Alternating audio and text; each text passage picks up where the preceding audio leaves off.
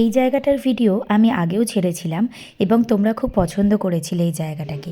তো আরেকবার বলে দিই, কাল আমি চলে গিয়েছিলাম সোদপুরের স্যাফরনে। স্যাফরন যেটা ধোসার জন্য খুবই বিখ্যাত, আর এটা হচ্ছে শ্রীনিকেতনের পুরো অপোজিটেই, মিয়ামরের ওপরে। তো এইখানে আমি কাল নিয়েছিলাম একটা চিজ চিকেন ধোসা, যেটা সত্যি ওদের দারুণ ফ্লেভার হয়। মানে তুমি যদি চিকেন লাভার হও, তার সাথে ধোসার এই কম্বিনেশনটা অসাধারণ।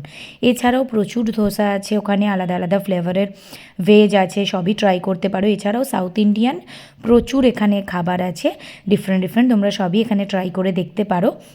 আমি তো প্রচণ্ড খুশি হয়েছি। তার সাথে আমি একটা দই বড়া নিয়েছিলাম, সিঙ্গেল নিয়েছিলাম।